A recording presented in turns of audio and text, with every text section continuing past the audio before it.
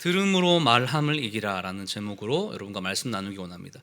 여러분, 이 본문 읽자마자 우리 여성들 어떤 마음이 드십니까? 좋으세요? 좀 사실은 이 말씀이 여러분, 남자들도 사실 마찬가지일 수 있는데요, 좀 불편하게 다가오는 부분이 분명히 있습니다. 이 본문을 읽은 후 어느 집사님의 반응이 이랬어요. 아휴, 내가 이 시대에 태어나지 않았기 망정이지. 분명하게 우리가 봐야 될 것은, 물론 2000년 전이라는 역사적 요인이 작용합니다. 2000년 전에는 사실 여성이 남성에 종속되어 있었던 어떤 삶의 현장들이 많았었고, 물리적인 힘, 재력, 이런 것들이 남성들에게 편향되어 있었기 때문에 사실 이러한 내용, 여성이 차별받는 것 같은 모습들이 사실 상당수 그려지고 있는 것이 마찬가지죠. 일견으로 보면 500년 전 조선시대, 아니면 100년 전 우리 근대 삶에서도 보면 한국에서도 이런 모습, 아니면 지금까지 가부장적인 여성 차별적인 일들이 많이 발생하는 것이 맞습니다. 하지만 중요한 것은 이거예요.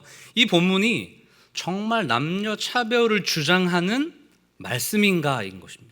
그냥 표면적으로 보면 그런 듯이 보여요. 그런데 성경에서의 전체적인 궤와는 사실 사뭇 다른 느낌입니다.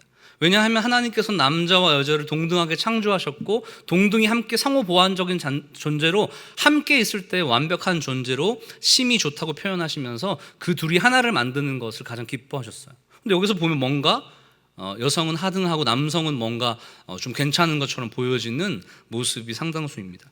그래서 우리는 본문을 읽고 너무 당황스럽고, 사실은 오해할 수 있고, 답답한 마음이 들 수도 있고, 분노가 치밀어 오를 수도 있는 상황에서 정말 성경의 오늘 이 디모데전서의 후반의 말씀이 그걸 말하고 있는 건가? 여성에 대한 차별, 여성에 대한 억압 말하지 말라 이렇게 얘기하는데, 그거를 얘기하는 건가에 대해서 여러분, 우리의 감정, 우리의 오해, 우리의 당황스러움을 걷고 이 안으로 좀 깊이 들어가고자 합니다. 그래서 여러분, 오늘 말씀은 사실 성경 난해 구절 중에 하나예요. 해석하기가 만만치 않은 것입니다. 왜냐하면 특징이 있는데, 이거 본문 문자적으로 하나하나 해석하는 것은 불가능해요. 왜냐하면 표면적으로 이렇게 나와 있으니까. 그런데 2000년 전, 수천 년 전으로 돌아가서 그 당시의 문화, 그 당시의 상황, 그 당시의 문맥을 따라서 해석을 해야 되는데 그것이 쉽지 않기 때문입니다. 그래서 오늘은 성경 곳곳을 찾아보면서 진짜 이 본문의 말씀이 무엇을 의도하는지 역사적으로, 문화적으로, 배경적으로 여러분 살펴보고자 합니다. 그래서 여러분 성경을 일단 자기 성경 쥐고 있어야 되고, 한 대여섯 구절 이상 정도를 같이 찾을 거예요. 그래서 여러분들 같이 따라오셔서 진짜 이 본문이 우리 가운데 무엇을 말하는 것인지를, 정말 여성 차별을 얘기하는 것인지, 아니면 그 안에 담겨있는 본질적인 의미가 무엇인지 우리가 함께 따라가면서 만나면 좋겠습니다. 우리 먼저 8절에 보면 8절을 시작하는 접속사가 있습니다. 여러분 뭐죠? 그러므로입니다. 그러므로는 그 전에 있었던 내용들을 쭉 받아서 그러니까 순접의 기능이죠. 이런저런 얘기했는데 그러니까 이렇게 하라. 우리 지난번 시간에 2장 1절에도 그런 거 얘기했어요. 그래서 1장 전체를 받아서 2장 1절에서 7절까지 내용을 말하고, 그 다음에 8절 이후의 내용도 지금 그 내용을 말하고 있는 거예요. 1절부터 7절까지 했던, 우리가 지난주 했던 내용들에 따라서 말하건대 너희가 이렇게 하라, 이렇게 얘기하는 것입니다. 여러분, 지난주에 했던 말씀 기억나세요? 뭐 하라고 얘기했어요? 우리한테 뭘 요구했습니까? 기억이 안 나는 게 정상이에요. 나면 뭔가 문제가 있는 겁니다. 적는 사람도 기억날 수도 있는데, 여러분 지난주에 2장 1절에서 7절까지를 얘기하면서 우리 설교의 제목은 누구를 위해서 기도하세요? 이렇게 하면서 이거 얘기했어요.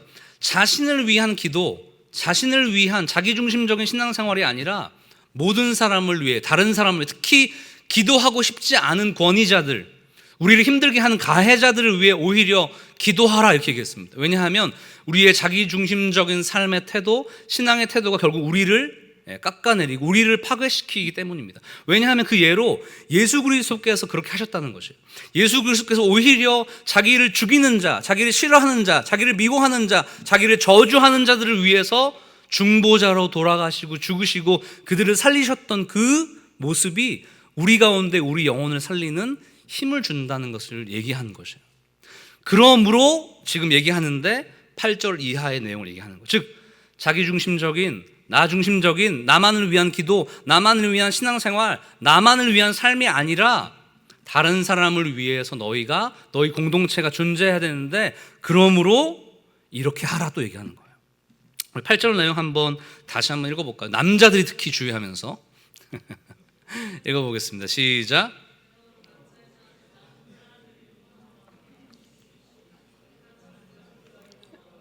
네, 자기중심적인 태도를 버리고 잘 그리스도처럼, 예수님처럼, 중보자처럼 타인 중심으로 잘 살아야 되는데, 희생하며 살아야 되는데, 그러므로 남자 이놈들아 이렇게 얘기하는 거예요. 남성들아 너희가 분노와 다툼이 없이 기도하라 이렇게 얘기합니다. 여러분, 그 말은 뭐예요? 분노와 다툼이 없이 기도하라는 건 지금 현재 이 디모데가 목회하고 있는 에베소 공동체, 디모데 공동체가 어떻다는 것을 반증하는 겁니까? 기도할 때 분노와 다툼으로 기도한다는 것을 얘기하는 거예요. 그렇죠? 그 다음에 1절에서 7절에서 말하는 것처럼 뭐예요? 자기중심적인 기도, 자기만을 위한 기도로 가득 차 있는 모습이 이 디모데 공동체에, 에베소 교회 공동체에 가득했기 때문에 사도 바울이 그것을 고치라고, 깨트리라고, 수정하라고 권면하는 것이에요. 그렇죠? 8절에는 남성들 안에, 이 에베소 교회, 디모데 공동체 안에 어떤 일이 발생했냐 그러면 분노와 다툼으로 신앙생활하는 거죠. 특별히 기도할 때 겉으로는 전혀 안 그런 척하면서 속에 분노와 다툼과 저주의 마음을 가지고 기도하고 예배하는 모습, 즉 이중적인 모습이 가득했다는 것이에요. 예배하러 나왔을 때는 괜찮은 것처럼 보였는데 그 마음에 어떻게 해요? 분노와 다툼과 미움과 다른 사람을 저주하는 마음이 가득한 채로 예배하는 모습이 있었다는 것입니다. 네, 여러분, 그런데 그 뒤에 말씀이 좀 중요해요.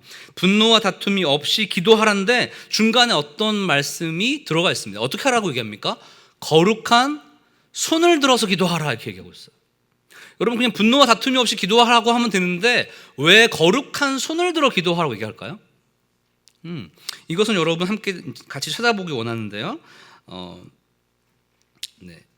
시편 말씀인데요. 시편 28편 2절 말씀. 제가 설교를 너무 빠르게 해서 원고가 너무 빨리 넘어갔네요. 네. 이걸 안 했네요. 큰일 났네요. 네. 또 하면 되죠. 시편 28편 2절 말씀에 보면 거룩한 손을 들고 기도하라는 의미가 정확하게 들어와 있습니다. 시편 28편 2절 말씀.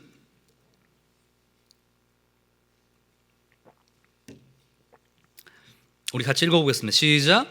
내가 주의 지성소를 향하여 나의 손을 들고 주께 부르짖을 때에 나의 간구하는 소리를 들으소서. 무슨 말입니까?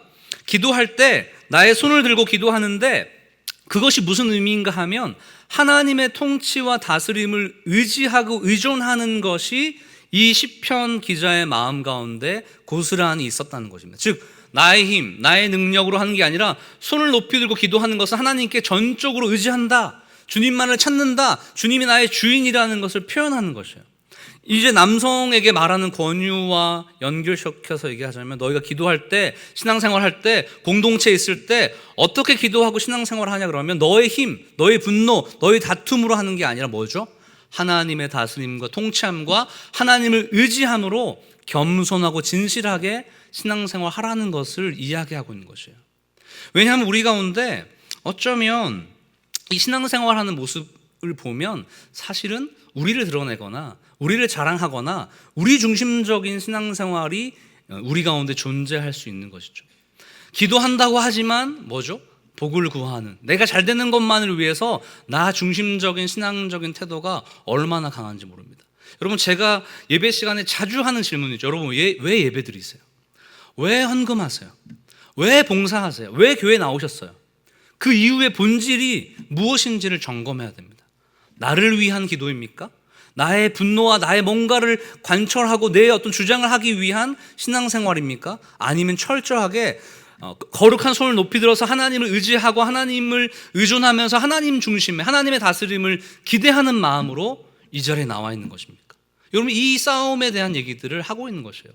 특히 이 에베소 교회 남자들 가운데에서 그러한 모습, 즉 자기 주장하고 내 힘으로 신앙생활을 하려고 하고 내 힘으로 뭔가 살아가려고 하는 시도들이 굉장히 많았다는 것을 경계하면서 얘기하는 것이죠. 철로 역정을 지은 존 버녀는 이렇게 얘기했습니다. 기도할 때 마음이 없이 말로만 하는 기도보다 차라리 말 없이 마음으로 기도를 드리라. 여러분, 지금 나타나는 신앙적인 행태와 표현들이 누구를 위한 것입니까? 누구를 위해서 예배합니까? 누구를 위해서 찬양했습니까? 누구를 위해서 봉사했습니까? 누구를 위해서 헌금 드렸습니까? 나를 위해서입니까? 그것은 여기서 경계하는 거죠. 그렇게 하지 말고 거룩한 손을 들어서 하나님의 주권과 다스림 가운데 하나님을 높임으로 우뚝 서라, 온전하게 서라는 것을 이야기하고 있는 것입니다.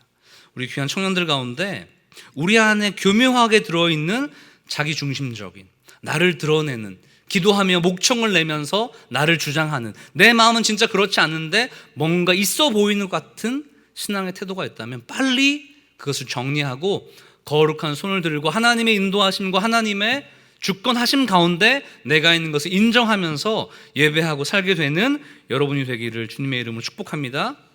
제가 못했던 게 뭐냐 그러면요, 뭐냐 그러면 이 9절에서 말씀하고 있는 내용인 거예요. 뭐냐 그러면 8절에서 우리가 다뤘고 9절 이후로 보면 여성들에게 어떤 내용을 요구했는가에 대한 개론을 제가 잠깐 얘기하겠습니다. 9절에서 10절에 보면 사도 바울이 이 교회 공동체의 여성도들에게 말하는 내용은 단정한 옷을 입고 꾸미지 말고 선행하기를 힘쓰라고 얘기합니다. 11절 이후에 보면 순종함으로 배우고 여성은 가르치지 말라, 이런 얘기를 하고 있어요.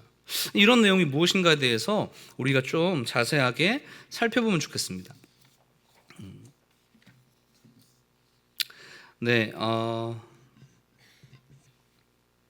제가 약간 좀 지금 헷갈리네요. 여기 있군요. 8절부터 이어지는 오늘 말씀에 논조와 어조가 있는데 뭐냐 하면 굉장히 터프해요. 여러분, 그 동사만 찾아서 한번 보세요. 9절 이후에 보면 무엇 하지 말고, 그 다음에 10절에 뭐죠? 마땅한 것이다. 그 다음에 11절에 조용히 배우라. 그 다음에 12절에 조용하라. 뭐 이렇게 정숙하라. 계속적으로 굉장히 권고하고 명령하는 어투가 강하죠. 이게 지금 어떻게 보면 일반적이지는 않는 상태를 얘기하는 거예요. 무엇인가 하면 사도 바울이 일반적으로 지금 보편적인 상황에서 이 디모데가 있는 에베소 교회 뭔가를 이야기하는 게 아니라 뭔가 지금 굉장히 격렬하면서 긴장 상태에 있는 교회의 공동체의 모습을 얘기하는 것입니다. 즉 문제가 전혀 없는 게 아니라 조용히 타일러서 되는 문제가 아니라 지금 뭔가 디모데가 목회하고 있는 에베소 교회에 심각한 일이 발생했다는 것을 이 사도 바울의 강력한 금지 언어, 강력한 논조를 통해서 배울 수 있는 것이에요. 무엇인가 하면 우리 아까 말했던 남녀 차별과 같은 인상을 주는 이 말씀 자체가 그것을 의미하는 것이 아니라 한꺼풀을 벗겨보면 그 안에 담겨있는 본질적인 내용이 있다는 것입니다. 왜냐하면 여러분, 성경에서는 남성과 여성을 차별하는 내용이 전혀 없습니다. 오히려 기독교, 즉 말씀에 근거한 우리 기독교 신앙은 여성의 인권을 높여주고 여성의 어떤 억압과 차별을 지금까지 계속적으로 개선했습니다. 우리나라만 보더라도 사실은 여성들에게 교육하는 거 이런 것들이 예전에 몇십 년 전에 많이 없었는데 처음에 선교사님들이 오셔서 여성들에게 성경을 가르치면서 한글을 가르치는 작업을 통해서 여성들이 교육하는 것들이 많이 일어났죠. 우리나라에 있는 많은 여대, 오래된 여성 대학교들을 보면 거의 대부분 기독교에서 출발하고 선교사님들이 만든 학교들이 굉장히 많습니다. 기독교는 여성을 차별하는 것에 대한 내용을 전혀 담고 있지 않아요. 또한 성경상에서 보면 실질적으로 수많은 여성 지도자들이 존재합니다. 여성 사역자들이 여러분 생각나는 사람 혹시 있어요? 여성 지도자 사역자들? 오삼남 전도사님 말고 성경상에서 오삼남 전도사님은 우리 김수진 자매님의 어머님, 저희 교회 사역하신 분이에요. 여러분 혹시 기억나는 사람 있어요? 처음에 보면 여러분 모세의 누이였던 누가 있었죠? 미리암이라는 여성이 모세와 함께 출애굽하는데 큰 힘을 줍니다. 여러분 또 누가 있죠? 사사시대 드보라라는 여성 사사는, 지도자는 이스라엘 백성들을 그 대적에서 고통에서 건져내는 역할을 합니다. 또한 여러분 잘 모르시겠지만 누가복음 2장 36절과 38절에 보면 사실 스쳐 지나가기 때문에 잘 몰라요. 그런데 아기 예수님을 보고 이 예수님에 대한 예언적인 선포를 한 안나라는 여선지자가 등장합니다. 또한 예수님을 잉태한 여성은 마리아였습니다. 그리고 예수님의 부활의 첫 경험을 한 존재는 누구입니까? 예, 마리아였습니다. 그리고 무수히 많은 여성들이 하나님의 사역에 동참했다고 나와요. 성경상에는 문제가 없는데 지금 사도 바울의 문제일까요? 사도 바울이 여성 차별주의자인 건가요? 그럼 그런데 이상한 거는 사도 바울의 평상시의 태도는 전혀 그렇지 않습니다. 여성을 오히려 더 존중하고 존경하고 세우는 모습을 볼 수 있어요. 사도 바울의 기본적인 이 인간에 대한 세계관은 이렇게 되어 있습니다. 갈라디아서 3장 28절 말씀 찾겠습니다. 갈라디아서 3장 28절 말씀. 사도 바울이 모든 사람에게 갖는 기본적인 인간의 태도인데 무엇인지 찾아보겠습니다. 갈라디아서 3장 28절 말씀 시작. 너희는 유대인이나 헬라인이나 종이나 자유인이나 남자나 여자나 다 그리스도 예수 안에서 뭐요? 하나다. 차별이 있다? 네, 여성이 더 하등하다, 남성이 더 하등하다 이런 얘기 하지 않아요. 그리스도 안에서 복음 안에서 모두가 하나이고 모두가 동등하고 모두가 소중하다라고 얘기하고 있습니다. 그리고 빌립보서 4장 2장 3절에서는 이름을 콕 집어서 사도 바울이 이렇게 얘기합니다. 빌립보 교회를 섬기고 있는 여성 리더를 소개하면서 내가 유오디아를 권하고 순두개를 권하노니 주 안에서 같은 마음을 품으라. 또 참으로 나와 멍에를 같이 한 내게 구하노니 복음에 나와 함께 힘쓰던 저 여인들을 돕고 라고 말합니다. 빌립보 교회의 든든한 일꾼이었던 사역자들이 유오디아와 순두개라는 여성 리더였어요. 그리고 또 하나 로마서 여러분 16장에 보면 같이 가보죠. 중요하니까 로마서 16장은 로마서 마지막이고요. 대부분 서신서의 마지막 부분은 인사를 하고 있어요. 이 사람들이 얼마나 소중한가, 얼마나 고귀한가, 어떤 일을 했는가에 대한 어떤 칭찬과 격려와 감사를 하는 내용들이 서신서의 마지막 부분에 항상 담겨 있는데 여러분 보십시오. 16장 1절, 즉 처음으로 감사하고 추천하고 격려하고 싶은 인물이 누구입니까? 16장 1절 읽겠습니다. 시작. 내가 갱그레아 교회의 일꾼으로 있는 우리 자매 베베를 너에게 추천하노니 라고 하면서 그가 얼마나 나에게 힘을 주었는지, 나의 보호자가 되었다 이렇게 얘기합니다. 누르노 따라보면 3절에 브리스길라와 아굴라, 그 다음에 그 이후로 보면 유니아, 그 다음에 쭉 내려와 보면 헤로디온, 그 다음에 13절에 루포와 그의 어머니, 수많은 사람들이 15절에 올름바, 이런 수많은 사람들이 사도 바울의 동역을 했던 여성 지도자였어요. 특별히 눈여보고 싶은 건 3절에 있는 브리스가라는 여성이에요. 브리스가라는 여성. 이 브리스가라는 여성은 어떤 인물인가 하면 우리가 흔히 알고 있는 이름으로는 브리스길라라는 애칭입니다. 고귀한 부인이라는 뜻이 있어요. 브리스가라고 하는 이 브리스길라가 어디에 등장하냐 그러면 이게 굉장히 놀라운 장면입니다. 사도행전 18장으로 한번 가볼까요? 18장 24절에서 26절. 사도행전 18장 24절에서 26절 말씀인데요. 네, 신약성경 219페이지에 있습니다. 사도행전 18장 24절에서 26절까지 우리 한번 같이 합독을 읽겠습니다. 시작. 알렉산드라에서 난 아볼로라 하는 유대인이 에베소 이르니 이 사람은 언변이 좋고 성경에 능통한 자라. 그가 일찍이 주의 도를 배워 열심으로 예수에 관한 것을 자세히 말하며 가르치나 요한의 세례만 알따름이라. 그가 회당에서 담대히 말하기를 시작하거늘 브리스길라와 아굴라가 듣고 데려다가 하나님의 도를 더 정확하게 풀어 이르더라 이렇게 얘기하고 있어요. 무슨 장면인가 하면 사도행전 18장은 고린도에서 사도 바울이 브리스길라와 아굴라라는 부부를 만나는 장면으로 시작합니다. 사도 바울이 브리스길라와 아굴라라고 하는 이 가정 가운데 좀 얹혀서 살았어요. 같이 천막, 텐트 메이커로서 천막을 같이 일구면서 생업을 같이 일구면서 살았습니다. 그런데 이렇게 교제하게 된 브리스길라와 아굴라가 사도 바울의 가르침을 받고 이 사람들은 에베소에 이제 남게 되는데 이 부부는 이 에베소에서 아볼로라는 그 당시에 이 이후로 보면 사도행전 18장 이후로 보면 사도 바울 못지않는 초대교회의 유명한 지도자가 되는데 이 아볼로를 키운 사람이 누구냐 그러면 바로 브리스길라와 아굴라라는 부부예요. 처음으로.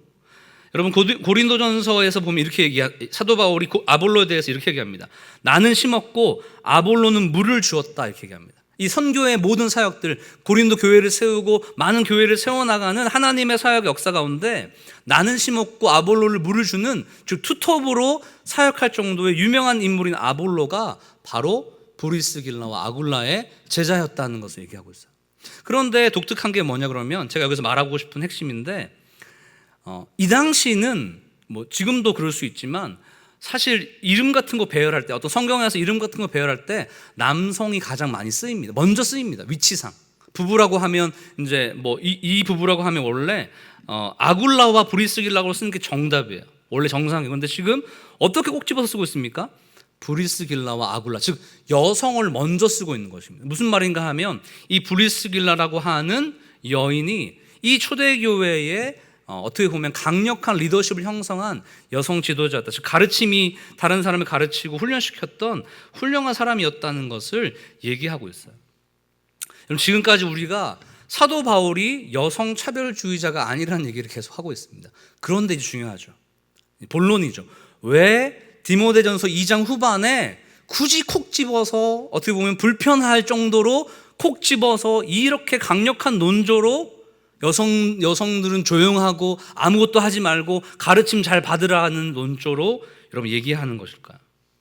그것은 이 지역의 이 시대적인 독특한 상황을 이해할 때만이 해결될 수 있습니다. 제가 아까 얘기할 때 왜 이렇게 사도 바울이 강력한 논조로 얘기했을까? 그것은 이 지역에 심상치 않은 공동체, 즉 디모데가 목회하고 있는 에베소 교회 가운데 분열의 움직임들이 강력했다는 것이죠.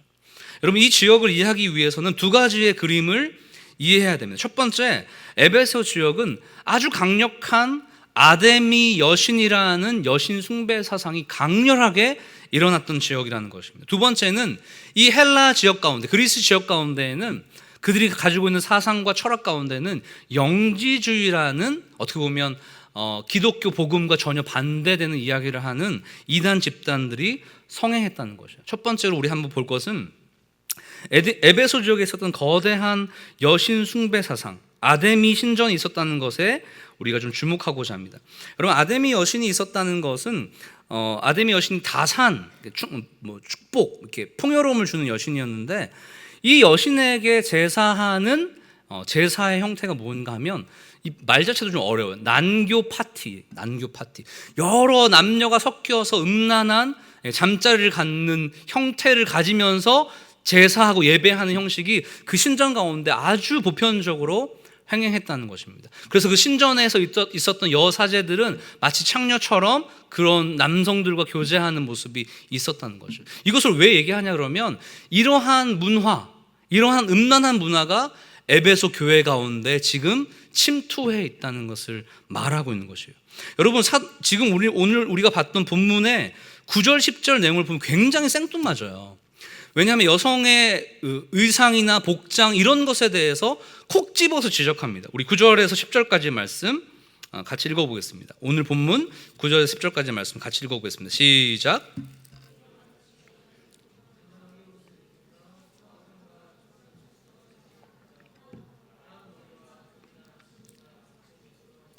오직 선행으로 하기를 원하노라. 이것이 하나님을 경외한다는 자들에게 굉장히 구체적인 패션을 지적하죠. 굉장히 구체적인 내용으로 그 어떤 의상이나 어떤 형식들, 머리 따은 장신구 이런 것들을 콕 집어서 얘기하죠. 왜 그런 거예요? 이 당시에 있었던 사람들, 즉 아담의 여신을 숭배하는, 어떻게 보면 남성을 미혹해야 되고 유혹해야 되는 그런 옷차림과 그런 모습들이 이 지역의 너무나 여성들에게 성행했었고, 그것이 교회 안으로 들어와서 마치 그러한 남성들을 유혹할 것 같은 그런 모습으로 예배와 공동체의 질서를 무너뜨리고 있었다는 것을 얘기하는 것입니다. 여러분, 베드로전서 3장 3절에서 4절에서는 이와 비슷한 내용들을 얘기하면서 이렇게 권면하고 있어요. 베드로전서 3장 3절에서 4절 제가 읽겠습니다. 너희의 단장은 머리를 꾸미고 금을 차고 아름다운 옷을 입는 외모로 하지 말고 오직 마음에 숨은 사람을 온유하고 안정한 심령에 썩지 아니할 것으로 하라. 이는 하나님 앞에서 값진 것이니라. 뭐예요? 외적인 치장이 중요한 게 아니라 뭐죠? 내적인 치장. 외적인 옷을 입는 게 중요한 게 아니라 내적인 그리스도, 복음을 입는 것이 가장 중요하다는 것을 얘기하고 있어요. 아담이 여신을 숭배했던 그러한 여성의 어떤 매력적인 어떤 것을 숭배하던 라이프 스타일이 이 모든 여성들에게 또 공동체 안에 있는 공동체 구성원들에게 있어서 이것이 결국은 무엇입니까? 하나님을 바라보고 하나님의 은혜의 옷을 입고 하나님의 내면적인 신앙을 살피기 전에 그런 외형적인 것만 공동체에 와서 그것을 자기를 드러내려고 하는 것으로만 가득 채워져 있다는 것을 사도 바울이 경계하면서 권면하고 있는 것이죠. 여러분, 이것은 이 시대를 사는 우리에게 굉장히 시사하는 바가 큽니다. 여러분, 우리가 옷 입는 것뿐만 아니라 우리가 생각하는 것, 살아가는 환경 속에서 사실 우리는 이 시대의 아들이죠. 이 세대의 아들과 딸이죠. 이 시대에서 요구하는 가치에 대해서 굉장히 강력하게 어필을 하죠.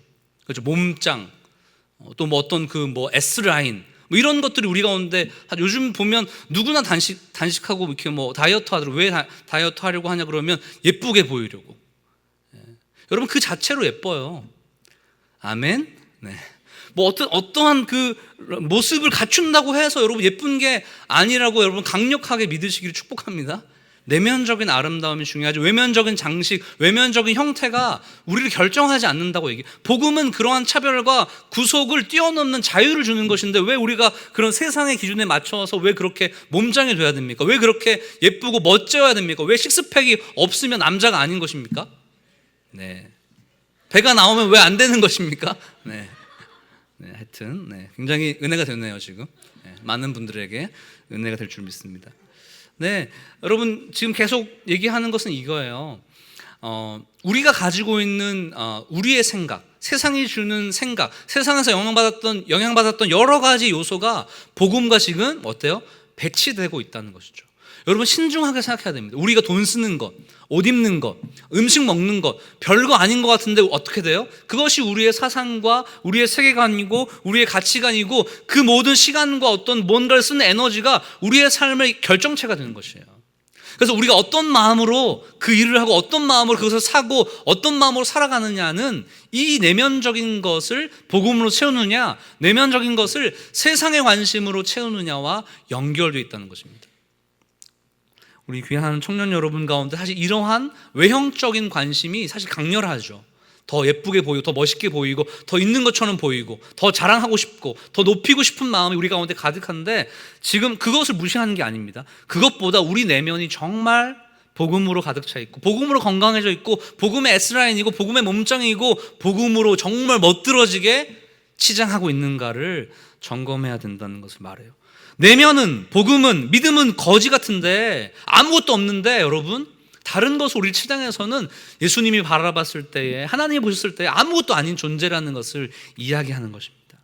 우리 귀한 청년 여러분 가운데 그것에 집중하는 게 아니라, 외형을 집중하는 게 아니라 우리 내면에 믿음과 복음으로 가득 채우고 그것으로 옷 입고 그리스도로 옷 입고 그리스도로 아름다워져서 서로의 내면의 아름다움을 칭찬하고 격려하는 여러분이 되기를 주님의 이름으로 축복합니다. 여러분, 이 헬라 지역에 가득 채워져 있던 사상적 흐름은 영지주의라고 얘기했어요. 이거 쉽게 말하면 영적인 지식을 가지고 있어야지만이 구원받을 수 있다라는 얘기예요. 그래서 그 영지주의에서 말하고 있는 그 철학적인 영적 지식을 가지고 있고 돌을 닦는 사람들만이 구원받을 수 있다 얘기하는 거예요. 근데 여기에 문제점이 뭐냐 그러면 영과 육을 분리해서, 기독교에서는 한 번도 영과 육을 분리하지 않습니다. 하나입니다, 우리는. 그런데 영과 육을 분리해서 영적인 것은 고귀하고 거룩한 것이야, 그리고 육체적인 것은 더럽고 악하고 사라질 것이니까 영혼만 구원받는 것이니까 육체는 마음대로 쓰자, 쾌락주의가 만연합니다. 즉 복음의 질서와 전혀 맞지 않는 지식들이 그들 가운데 막 침투하는 것이에요. 에베소 교회 안에, 디모데의 공동체 안에, 특히 여성들 안에 이런 문제가 강렬했던 것 같습니다. 즉 강단에서 복음이 선포되어지고 어떠한 복음의 가르침을 가르치는데 그것을 배제하는 거죠. 나 지금까지 알고 있는 내용과 다른데 난 이거가 맞는 것 같은데 라고 하면서 어떠한 특정한 거짓된 가르침을 갖고 있는 여성들이 예배 시간에, 공동체 시간에 반발하기 시작합니다. 가르치기 시작합니다. 너희가 잘못되었다라고 디모데에게 훈계하기 시작합니다. 영적 질서가 파괴되어 있는 모습 가운데 지금 어떻게 얘기합니까? 조용하고 잠잠하고 제대로 배우라는 것을 이야기하는 것이죠. 그것에 대한 단초를 볼 수 있는 것이 디모데후서 3장 5절에서 7절까지 말씀입니다. 중요하니까 이 말씀 같이 찾아보죠. 디모데후서 3장 5절에서 7절까지 말씀입니다.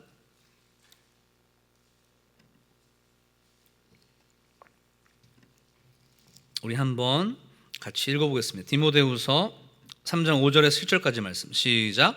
경건의 모양은 있으나 경건의 능력은 부인하니 이 같은 자들에게서 내가 돌아서라. 그들 중에 남의 집에 가만히 들어가 어리석은 여자를 유인하는 자들이 있으니 그 여자는 죄를 중이시고 여러 가지 욕심에 끌린 바 되어 항상 배우나 끝내 진리의 지식에 이를 수 없느니라.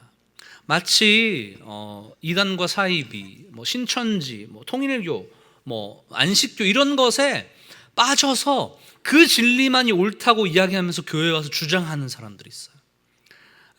하나님의 말씀을 업수히 여기는 사람이 있습니다. 하나님의 진리의 말씀 그대로 받아들이지 않고 자기가 해석하고 그러면서 교회 안에서의 어떤 자기 주장을 하는 모습들이 있어요. 사실 저는 약간 불편한 것은 이거는 이 당시에 특정한 여성들이었고 여성들만의 문제가 사실 아닌 거죠. 모든 인간, 모든 어떤 사람, 모든 크리스천에게 관련된 문제이죠. 즉 비진리, 비복음, 제대로 된 말씀에 기초하지 않는 자기 사고, 자기가 이제까지 알았던 짬밥, 자기의 경험, 자기의 어떤 것이 복음과 배치되었을 때 자기의 생각과 자기의 사상이 훨씬 더 우위에 있다고 생각하는 거죠. 그럼 그때 우리가 해야 될 것은 우리가 말하는 게 아니라 어떻게 해야 됩니까? 듣고 배우고 순종하는 것이 필요한 것이에요. 여러분 여기서 뭐라고 말합니까? 우리 오늘 본문 11절에 보면 여자라고 말하기보다는 사실 모든 크리스천들은 일체 순종함으로 조용히 배우라고 우리 가운데 적용해야 돼요. 왜냐하면 하나님께서는 이 교회를 통해서, 교회 공동체를 통해서, 또한 우리 목사님, 또 저를 통해서, 리더들을 통해서 여러분 가운데 복음의 진리에 대해서 최선을 다해서 가르치고 알려드리고 있습니다. 여러분 이것을 순수하게 진실하게 받아들이면서 자기의 것으로 씹어먹고 삼키고 소화하여서 자기의 것으로 체득해야 돼요. 저 얘기, 저 모습, 저 내용들 나 그렇게 생각하지 않는데, 나랑 생각이 다른 것 같은데 라고 내 안에 드는 내 주장, 내 말이 결국 나를 파괴시키고 나를 깨트린다는 것을 여러분 우리 마음에 다시 새겼으면 좋겠습니다. 하나님이 이 땅을 주관하시죠. 하나님이 여러분의 모든 것을 아시죠. 이 교회를 통치하고 주관하고 계시죠. 그렇다면 여러분에게 이 교회를 허락하셨다면 이 교회 가운데, 우리 건강한 공동체 가운데 주는 말씀이 하나님이 여러분에게 주시는 세밀한 말씀일 가능성이 가장 높겠죠. 그래서 여러분 의심하지 마세요. 불신하지 마세요.